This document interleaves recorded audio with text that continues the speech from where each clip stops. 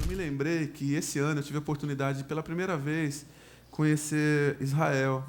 Foi um tempo muito precioso, muito especial. Mas aconteceu algo não tão bom comigo na chegada lá. Eu fui com uma excursão, nós saímos em cerca de 50 pessoas. Eu fui até os Estados Unidos e de lá nós saímos num grupo de lá para ir para Israel. Eu e a Rebeca e mais uns irmãos de lá. Então, quando nós chegamos nos Estados Unidos, todo mundo fazendo aquela festa, né? Chegamos lá em Israel, vamos entrar, vamos lá e tal. E foi passando um após outro, passando e passando e passando. Chegou a minha vez. Espera um pouquinho aqui do lado, rapaz, né? Tipo assim, espera um pouquinho. A Rebeca aprovada e todo mundo foi passando e aí eu fiquei. O pastor, que era o líder da caravana, ele ficou para me ajudar de alguma forma. Então, para não estender tanto esse assunto, eu fiquei ali cerca de 1h30, 2 horas. E foi constrangedor, porque imagina todo mundo do grupo doido para entrar em Israel, a cidade de Jesus e tudo mais, e eu lá preso no setor de imigração. Provavelmente, eu não estou levantando nenhuma questão de mérito aqui, de eu ter entrado ou não. Provavelmente, eles viram o meu nome, que é Baruch, com K, eles associaram algum país árabe, e no meu passaporte tem um carimbo do Líbano, que eu já estive no Líbano. Então, complicado. Né? Porque não é você, né? Tudo bem. Tudo bem. O mérito não é esse, porque os países não têm relações diplomáticas, né? A questão é que, por 2 horas, os irmãos foram queridos comigo e tudo bem. Mas aconteceu, acho que 5 dias depois, nós fomos até a Jordânia, que é um país também de dominação árabe. E quando eu fui para a Jordânia, na hora de voltar, quem fica preso de novo? Então virou a piada da excursão, né? O cara aqui não é... E a galera brincava assim, eu não quero nem ficar perto de você, cara. Não vai ser preso, eu vou ser preso também. Foi leve, não foi nada grave. Mas me ocorreu essa semana pensar sobre isso, porque eu fiquei... Agora está leve, na verdade. Depois que eu entrei, ficou leve. Mas o período que eu estive ali foi muito constrangedor. Foi triste, porque no meu coração, o que me parecia aquilo? Eu não sou bem-vindo aqui. Não tem lugar para mim aqui, nesse país. E eu vivi aquilo por 1h30. De 1h30, 2 horas. E depois passou e ficou tudo bem. Mas vai juntando as informações aí, tá? Na minha banda, nós somos em 7 pessoas, quando a Rebeca está conosco, 8 pessoas na equipe. Entre nós temos um rapper chamado Lito Atalaia, que é um rapper muito incrível, um menino de Deus, não está aqui hoje. E ele é negro. E ele sempre me disse assim, das dificuldades de ser negro no Brasil, e eu sempre dizia para ele, cara, mas não é exagero? Não é ruim? Não é invenção da sua parte? Porque eu falava para ele assim, eu sempre tive amigos negros desde a infância. Racismo não existe, cara. Essa coisa não existe. É uma coisa... é mimimi, né? Hoje é o assunto do dia. Todo mundo fala que é mimimi. E ele sempre dizia, cara, não é, mano. Não é diferente. Você nunca viveu o que eu vivi tantas vezes.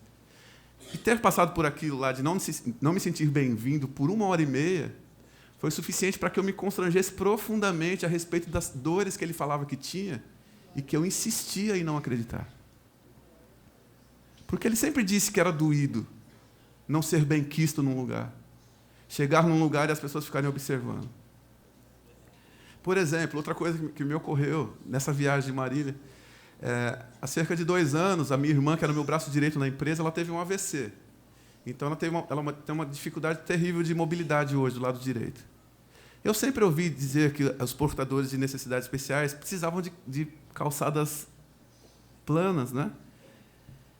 Mas gente, dá, né? É só você dar uma volta. A gente sempre pensa assim, porque a gente não sente a dor do outro. E desde que ela passou por isso, eu percebo quanto é importante quando tem acessibilidade e coisas desse tipo.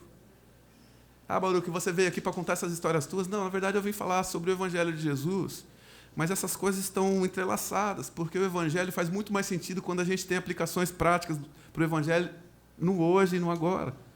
Porque Jesus não é um personagem que ficou lá atrás da história. Ele sim esteve na história lá atrás, enquanto homem, mas hoje nós cremos, a nossa fé é que ele está vivo e está aqui entre nós. E o Evangelho faz sentido quando ele está vivo e operante aqui, no hoje e no agora, transformando os nossos corações. Um texto bíblico para a gente ler e pensar um pouco sobre isso é o texto de Marcos, capítulo 1,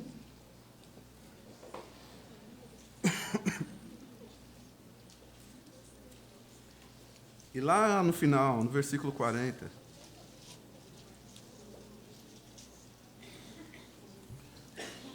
olha o que a palavra do Senhor vai dizer aqui para nós. Marcos, capítulo 1, versículo 40. Um leproso veio e ajoelhou-se diante de Jesus, implorando para ser curado. Se o Senhor quiser, pode me curar e me deixar limpo. Cheio de compaixão, Jesus estendeu a mão e tocou nele. Eu quero, respondeu, seja curado e fique limpo. No mesmo instante, a lepra desapareceu e o homem foi curado. Então Jesus se despediu dele com uma forte advertência. Não conte isso a ninguém. Vá e apresente-se ao sacerdote para que ele o examine. Leve a oferta que a lei de Moisés exige pela sua purificação. Isso servirá como testemunho. O homem, porém, saiu e começou... Fofoqueiro esse homem, né? Ele saiu e começou a contar a todos o que havia acontecido. Por isso, em pouco tempo, grandes multidões cercaram Jesus, e ele já não conseguia entrar publicamente em cidade nenhuma.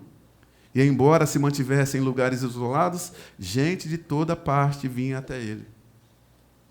Aí minha cabeça ficou com esse monte de informação do hoje, com essa informação da história de Jesus, na forma como Jesus trata as pessoas, na forma como Jesus trata os menos favorecidos, na forma como Jesus trata aqueles que estão à margem da sociedade. Porque, irmão, você imagina se hoje alguém chegar aqui na igreja... Eu não conheço muito bem sobre o assunto lepra ou algo próximo. Hanseníase, seria isso? Algo próximo? Mas já, a gente que não conhece bem, se alguém disser assim, eu fui contaminado, ou eu fui diagnosticado, talvez nós nos assustássemos, assim, preocupados em saber se aquilo é contagioso ou não é, coisa desse tipo. Naquela época, era desesperador você ser diagnosticado com um quadro desse.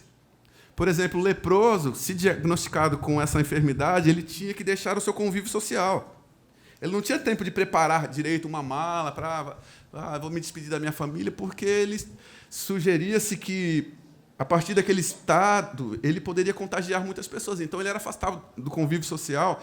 E se alguém da sociedade chegasse perto dele por algum motivo, ele tinha que gritar e se autodeclarar impuro. Ele tinha que dizer assim, impuro, impuro, impuro. Para que as pessoas que estivessem perto dele pudessem ter a chance de não se contaminar chegando perto o suficiente.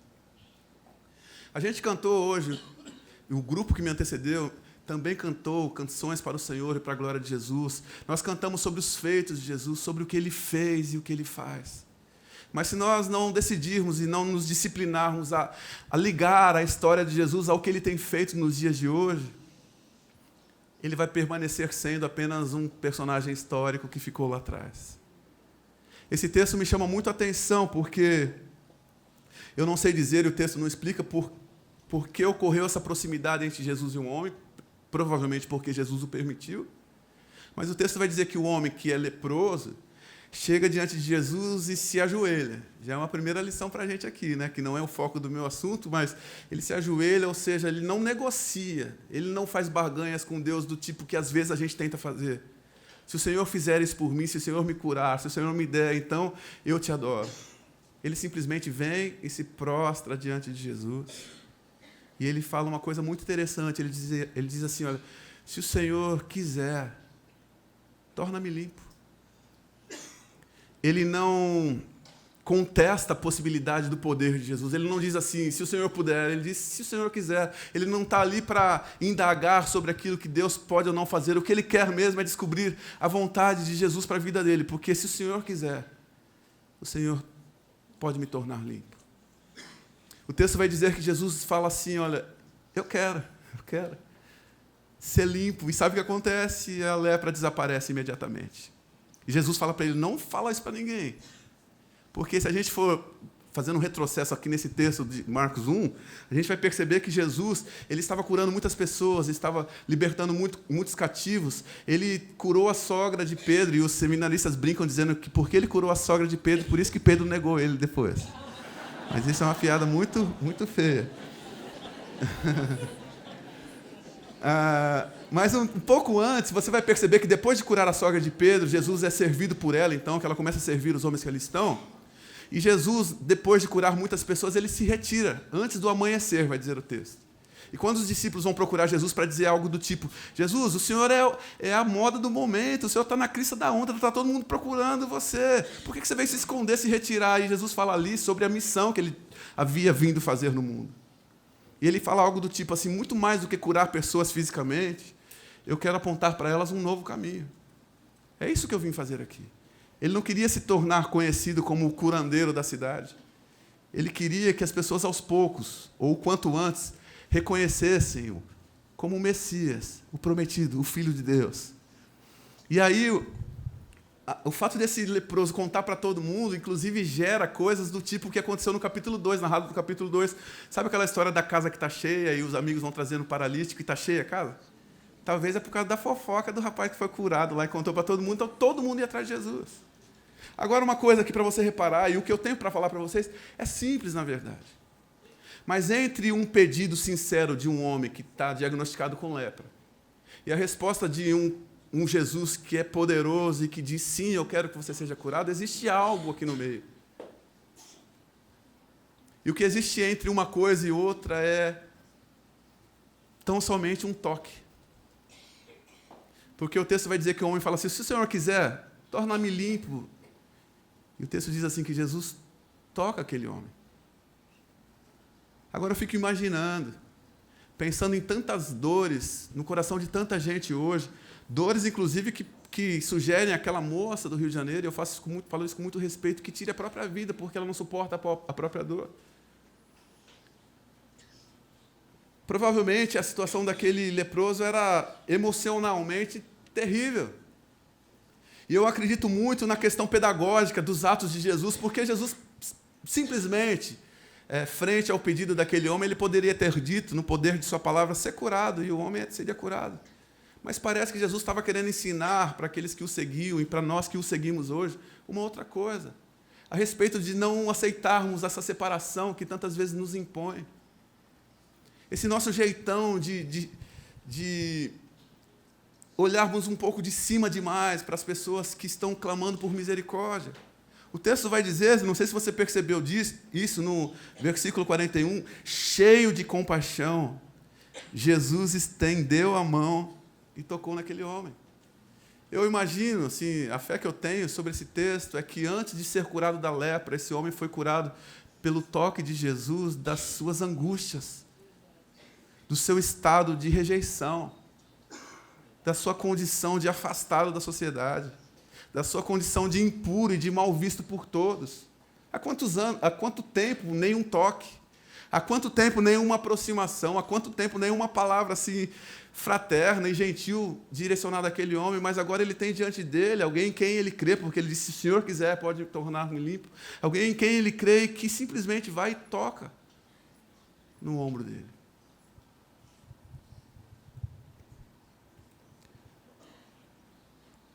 Eu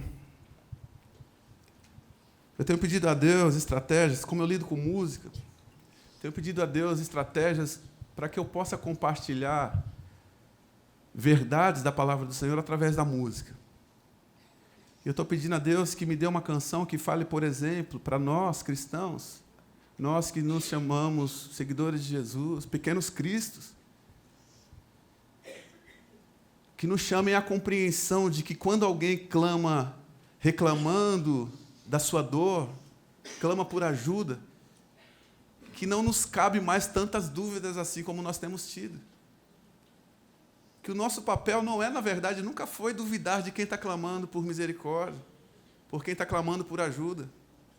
Isso não acontece só nos dias de hoje. Na época de Jesus, o Bartimeu gritava, Jesus, filho de Davi, tem misericórdia de mim. O que as pessoas...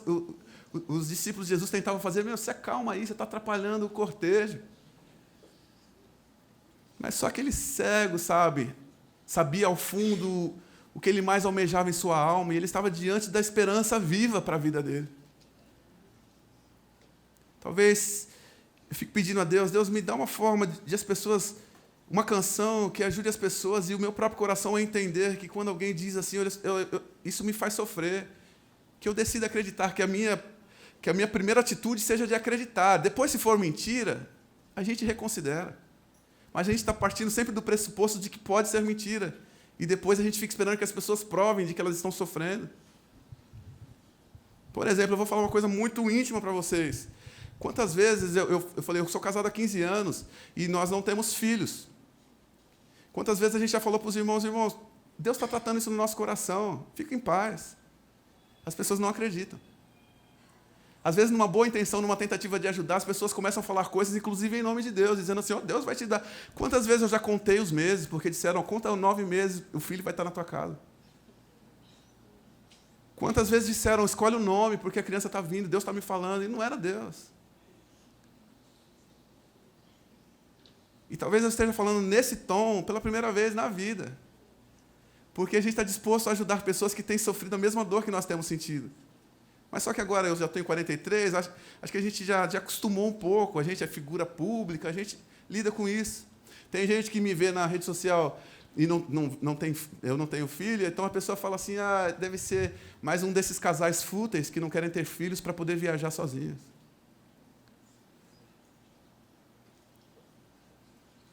E eu estou contando isso para você, e é chocante mesmo, não é? Para que você sinta que, quando eu disser para você, isso dói em mim, para que você acredite. Quando o Lito falava para mim, Baruch, você não sabe o que é viver, cara. No Brasil é velado, esse racismo aí é velado, cara. Eu falo, Lito, não é possível, cara. Meus amigos eram negros, sempre foram, eu sempre tive amigos negros. Eu falava, cara, tudo bem, mas a gente sofre. Por que eu simplesmente não acreditava nele e falava, vamos tentar uma forma de mudar isso? E a gente está numa semana jovem, e eu estou falando isso com muita sinceridade para vocês. Aonde vocês estão, são lugares onde nós, agora mais velhos, eu já sou tiozinho, né? Onde a gente não consegue mais chegar. Vocês têm lá na escola de vocês, onde vocês transitam, onde vocês convivem, gente que talvez esteja clamando por socorro, para que alguém o veja. Eu não vou dizer que, por exemplo, existe... algumas pessoas falaram que essa moça do Rio de Janeiro, semanas antes, me parece que ela cortou o cabelo todo e postou na internet. Então, ela estava dando vários sinais de que alguma coisa não estava bem. E tudo que as pessoas faziam... Eu não estou dizendo que é certo, não é a maneira certa de pedir socorro. A melhor coisa é você ter amigos para quem você possa contar a sua dor, não na internet. Mas a verdade é que a menina estava pedindo socorro. Não sei se ela não tinha amigos, ela estava pedindo socorro. Mas o que ela recebeu? Críticas. Você sabe o que aconteceu por último? Foi quando o noivo dela decidiu não seguir em frente com o casamento, não é? Não foi assim? Vocês me ajudam? E eu não estou fazendo juízo de valor com o menino, pelo amor de Deus, não é isso. Só estou dizendo da menina. Então, ela terminou o relacionamento, a festa estava marcada, ela decidiu casar consigo própria, porque a festa estava pronta. Foi uma atitude desesperada, talvez. E dizendo na rede social, nos stories, está tudo bem comigo, eu vou curtir minha festa. Vocês viram? Alguém viu? Não. Viram? Só que ela não suportou, porque a avalanche de críticas foi tão imensa que ela não suportou. Eu vim hoje a Santos, na Semana Jovem. Eu sei que vocês vão ter grandes pregadores aqui, eu nem me considero pregador, eu só compartilho aquilo que Deus tem dado ao meu coração. Mas para falar um papo muito reto assim com vocês. Porque vocês ficam, às vezes, eu, pelo menos na idade de vocês, ficava idealizando, Deus vai me usar, então vai ser uma coisa muito estrondosa, eu vou pegar o microfone, vai sair fogo dos meus olhos, vai atingir as pessoas, algo assim. Pode ser que aconteça, comigo nunca aconteceu, mas... Deus quer nos usar de forma sobrenatural, na nossa naturalidade. Porque o menino que é considerado quase um leproso na tua escola... está desejoso por alguém que chegue nele e toque no ombro para dizer, está precisando de alguma coisa? A garota que todo mundo chama, a menina que não vale nada porque ficou mal afamada. Tudo que ela espera é que alguém chegue, não olhando com um olhar de superioridade, mas chegue olhando nos olhos, dizendo assim, estou contigo. Aliás, a respeito do suicídio, você já percebeu que a Bíblia tem um texto que fala sobre suicídio diretamente, ou uma possibilidade de suicídio, é o texto de Paulo e Silas na cadeia. Quando estremeceu lá, que ruiu, caiu todas as coisas, que o carcereiro ia tirar a própria vida, o que aconteceu? Paulo, lá dentro da cadeia, fala assim, não faça isso contra a tua vida, porque nós estamos aqui. E aquilo evitou que um suicídio acontecesse. Não saiu fogo dos olhos de Paulo em direção do homem. O homem só ouviu assim, não faça isso, porque eu estou aqui. Qual foi a última vez que você chegou num amigo que é discriminado na escola e para dizer assim, tá tudo bem, eu estou aqui. Só que tem que ser um estou aqui, estou mesmo, não estou aqui, só que não, entendeu? Porque a maioria de nós, no discurso religioso, é isso aí. Estou aqui, só que quando a pessoa precisa, não pode contar. A gente está chegando num acúmulo do seguinte, esses dias eu cheguei, acho que no meu prédio, eu não lembro onde que eu estava, que eu cheguei e vi uma vizinha que eu conhecia, e nós fomos vindo um em direção do outro. Quando nós chegamos perto um do outro, nós passamos um pelo outro, e os dois perguntaram, tudo bem? E ninguém respondeu um para o outro, ficou tudo bem, ficou assim. Ficou tudo bem os dois, né? Tudo bem? E ninguém respondeu se estava ou se não estava, porque a gente não tem tempo para essas coisas que parecem banalidades. Aí a gente canta na igreja que o Senhor pode usar a gente como quiser. Podes me usar, Senhor, como tu bem queres, eu abro o meu coração. Irmão, as pessoas que não conhecem Jesus, elas não suportam mais discursos. Nem a gente suporta mais. Eu estou falando esse monte de coisa para você, mas se você descobrir que a minha vida está sendo outra coisa lá fora, você vai falar para mim, para com esse discurso, cara. Isso não é verdade nunca. Porque as pessoas querem ver a vida de Cristo acontecendo em nós. A gente está sempre pronto para dizer assim, olha, jovem, é o discurso de crente, né? Olha, chega alguém lá na escola, meu Deus tem um plano na sua vida, vai mudar a tua vida, aleluia, né?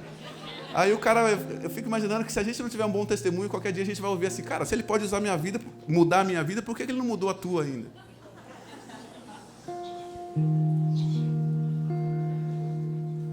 Cheio de compaixão, Jesus tocou nele. Sabe por que você não toca os excluídos? Porque não tem compaixão.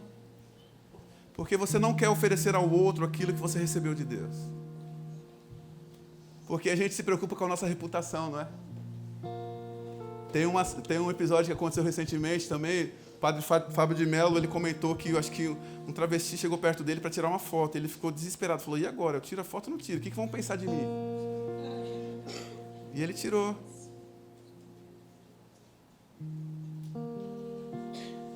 A gente está vivendo um tempo em que se eu tirar uma foto com alguém com quem eu não concorde politicamente, eu sofro retaliações na internet. Será que não é o momento de nós, seguidores de Jesus, darmos um basta nessa violência das palavras? Você não precisa defender Deus na internet. Deus não precisa da sua defesa. Deus precisa do teu testemunho a respeito de quem Ele é. Sabe o que Jesus fez em sua despedida com seus discípulos? Ele lavou os pés dos discípulos. Por quê? Para nos ensinar alguma coisa, certamente. Ele lavou os pés dos discípulos para nos ensinar a lavar os pés de todo mundo? Se for necessário, sim. Mas naquela época ele lavou os pés dos discípulos porque era necessário. Ruas de poeira, pés empoeirados. E ele queria dizer assim, olha, faça pelo outro o que for necessário para o outro. O que ele precisar que seja feito. E sabe o que é lindo nessa história? Talvez Jesus estivesse ensinando para a gente assim, olha, porque quando você lava o pé de alguém, que você pega o pé de alguém, e você toca no pé da pessoa, você percebe se tem deformidade. E aí, percebendo a deformidade, você fala assim, é por isso que ele anda desse jeito. Eu não sabia. Porque todos nós temos uma história por detrás. Aquela pessoa que você mais critica, se um dia você pegar para lavar os pés dela, você vai falar assim, por isso que você fazia isso. Deixa eu te ajudar. Apoia em mim aqui, ó. Não precisa mais mancar desse jeito. Apoia em mim, eu te ajudo. Mas só se a gente se dispuser a lavar pés de pessoas. A gente não vai ajudar ninguém brigando na internet, xingando as pessoas. E a gente não vai dar menção do que é o Jesus a qual nós professamos e pregamos dessa maneira. Eu vim dizer para vocês, contei tudo isso para dizer a vocês só o seguinte: se alguém disser ou mostrar para você que algo nele dói, acredite. Só isso. Acredite. E deixa Deus tocar a vida dessa pessoa como Ele quiser tocar através das tuas mãos. Baruch, mas Jesus não está aqui mais em pele e osso para tocar no ombro de ninguém. Então somos nós. Então é Jesus tocando pessoas através de nós. Eu fui esse ano para Angola e devo voltar em outubro agora. Sabe o que eu descobri lá no meio de uma província, lá no interior da Angola? Eu descobri uma escola que atende 1.200 crianças, inclusive dando comida para essas crianças, numa aldeia onde não tem nada em volta. Numa província onde não tem nada de estrutura em volta. Mas lá no meio tem uma aldeia chamada Aldeia Nissi, que atende 1.200 crianças, oferecendo água, oferecendo comida, e as mães que ainda não têm filhos na escola, lá ficam lá na porta pedindo: por favor, arruma uma vaga para o meu filho, porque aí eu garanto que ele coma alguma coisa ao longo do dia. Sabe por que eu estou dizendo isso? Porque isso é o toque de Jesus naquela comunidade. Como que aconteceu? O governo apoiou. Não, foi um doido chamado Kaique, um cara aqui do Brasil, que é o líder do Giovanni Si, que é um amigo meu, que um dia foi para Angola, e parece que ele encontrou um pastor lá de Angola, no meio que o cara: ô pastor, Deus está me mandando aqui para Angola para fazer alguma coisa. E o pastor falou: não sei o que você vai fazer, mas eu tenho um terreno lá que ninguém queria, de certa forma queria, porque era um lugar muito isolado, algo assim. E o Kaique falou assim: então tá bom, deixa eu usar esse terreno. Coisa mais linda do mundo. Você não tem noção, as crianças, é a coisa mais linda, é a coisa mais transformadora. Eu vi em Angola as pessoas se levantando para ofertarem por generosidade. Eu achei muito lindo, Moisés, a sua ministração. As pessoas ofertando para ofertar com generosidade, dançando, cantando, com alegria, e elas colocavam, praticamente a igreja toda ofertava, era uma coisa doida. E aí quando você olhava nas mãos das pessoas, era uma moedinha. O valor era pequeno, mas não é isso que conta. A gente foi visitar lá fora da aldeia a casa de uma mulher que caiu, estava no chão, e eu dizia para ela assim: e aí, Deus é bom? Ela: Deus é maravilhoso, Deus é a razão de eu estar viva, Ele é maravilhoso, glória ao nome do Senhor. Ela não parava de falar isso. Aí eu falei: eu vou voltar para o Brasil, eu tenho que chegar lá no Brasil e enfrentar as igrejas, ficar insistindo para o povo: levanta a mão, irmão, diz que o Senhor é bom.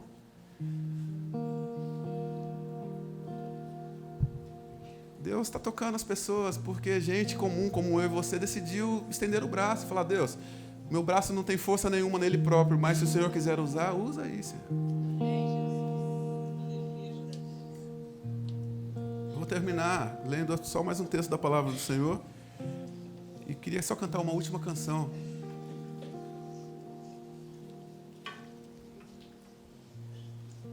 Peça para Jesus mudar a sua vida, irmão, irmã. Eu estou pedindo isso há vários dias: Senhor, me muda, Senhor. Ter um rótulo de cantor gospel não ajuda em nada, não me muda em nada, não me faz melhor do que ninguém. Eu quero ser alguém que pareça com Jesus. Me ajuda, Senhor. Me ajuda, Senhor. Olha, 1 João capítulo 4, o versículo 20 diz assim. Vou esperar você abrir.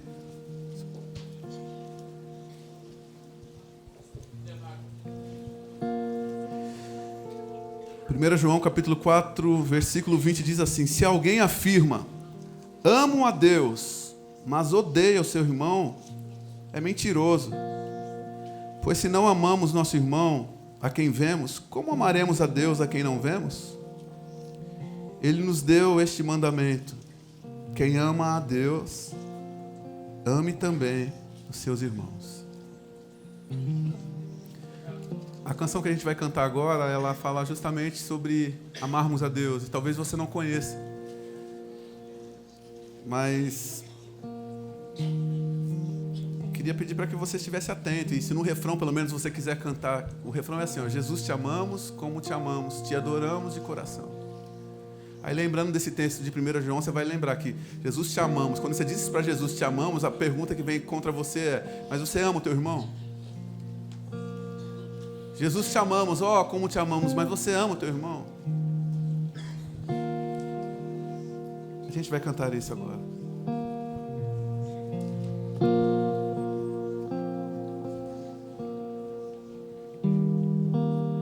Feche teus olhos aí onde você está. Fale com o Senhor.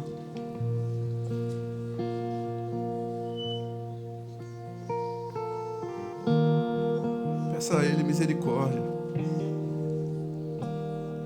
Tem misericórdia de mim, Senhor.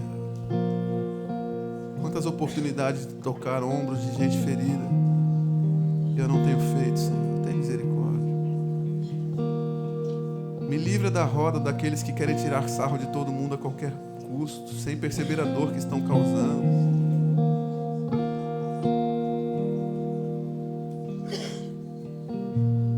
Me ajuda, Senhor. Tem misericórdia de nós, Senhor. Abençoe essa juventude, esses jovens. jovens, para que estejam atentos à dor dos amigos. Tem misericórdia, Senhor. Tem misericórdia da juventude do nosso país. Tem misericórdia, Senhor.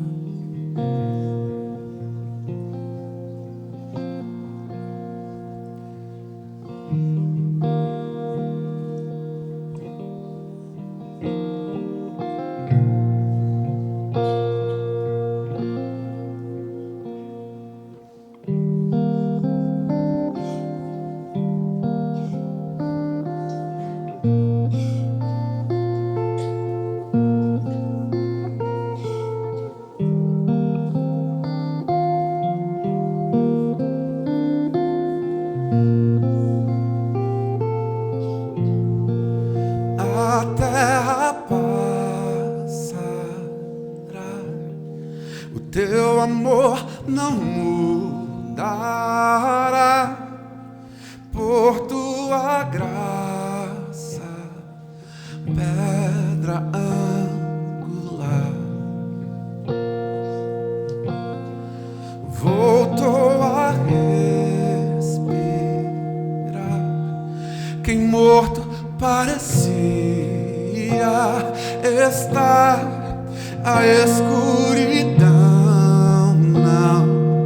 prevalecerá.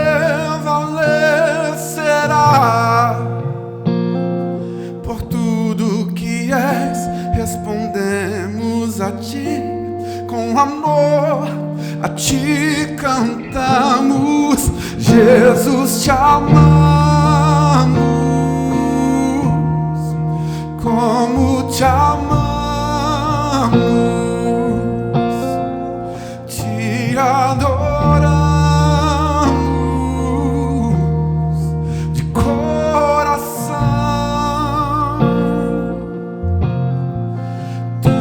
Esperança das, o órfão achou um lar, o que era perdido se encontra em ti. Ergues o nosso olhar, nos fortalecerás, regenerados pela tua cruz. Por tudo que és, respondemos a ti com amor, a ti cantamos. Jesus, te amamos, como te amamos, te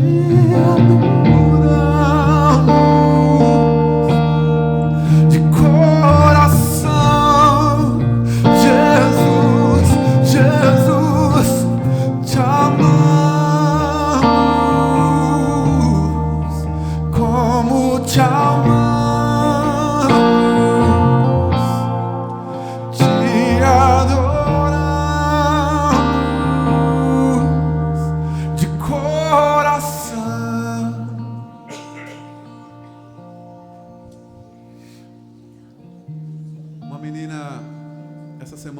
Portal da UOL, que sofreu bullying ou sofre bullying há quase 10 anos por causa de uma foto que ela tirou com óculos.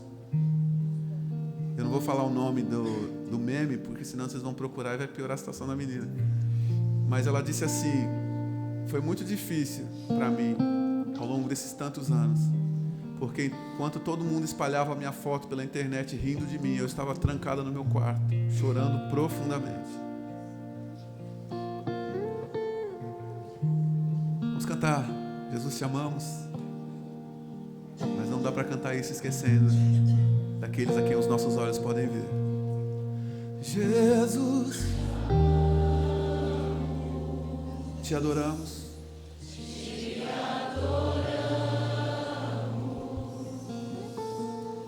te adoramos de coração.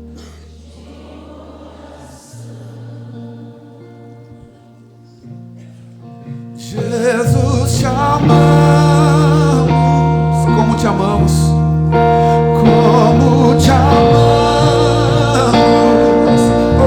oh,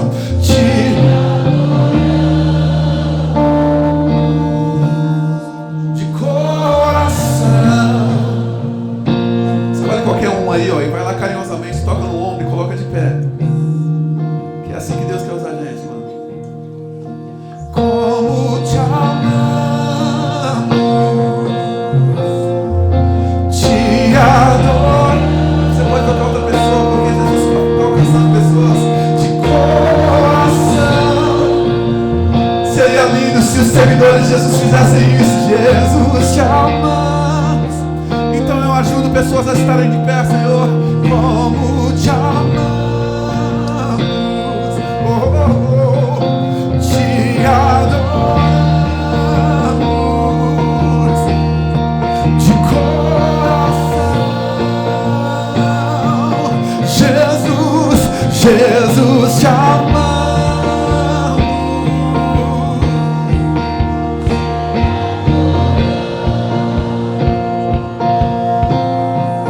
Te adoramos de coração.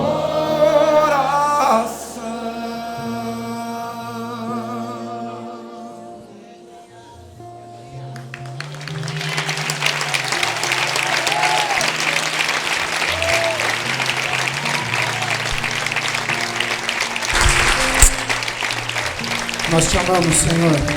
Feche os teus olhos. Abaixe sua cabeça. Nós recebemos agora um grande desafio nesta noite. E é impossível sair daqui da mesma forma como nós entramos. Nós temos falado muito e temos tocado muito neste ponto, que é o ponto do suicídio, é o ponto da depressão. E quantas pessoas ao nosso redor, ao nosso lado, que nós precisamos estender as nossas mãos. Agora eu queria que você fechasse os teus olhos. E aí no seu lugar você falasse com Deus. E você falasse agora com o Senhor. Senhor, usa a minha vida. Usa os meus braços. Usa as minhas pernas. Usa a minha boca. Nós estamos na Semana Jovem. E nós estamos falando sobre os empoderados. Aqueles que receberam poder. E Deus te deu o poder. Te deu poder para estender a mão. E nesta noite nós recebemos esse grande desafio. Levanta a sua mão e fala assim: Senhor, me usa. Senhor, me usa. Senhor, me usa. Que eu possa estar sensível. Que eu possa estar sensível ao meu próximo. Que eu possa estar sensível a quem me rodeia. Que eu possa estar sensível ao meu vizinho. Que eu possa estar sensível ao motorista do Uber, do táxi que eu pegue. Que eu possa estar sensível ao meu colega de classe, ao meu colega de trabalho. Deus, usa a minha vida. Usa a minha vida. Que eu possa tocar vidas. Que eu possa ser sal na terra e luz no mundo. Jesus, Jesus, Jesus. Nós estamos aqui, Pai, nesta noite. Nós recebemos a Tua palavra e nós saímos daqui desafiados. Pai, que nosso olhar sobre a pessoa, sobre o nosso próximo, possa ser totalmente diferente a partir de hoje, em nome de Jesus. Que nós possamos entender a dor do nosso próximo. Que nós possamos, Pai, entender o que os nossos irmãos, o que as pessoas ao nosso redor estão passando. Que esteja longe de nós a crítica, que esteja longe de nós a gozação, que esteja longe de nós o sarro, mas que nós possamos ter a compaixão, que nós possamos amar as pessoas ao nosso redor. Deus, tem misericórdia das nossas vidas, tem misericórdia de nós, no nome de Jesus. Amém.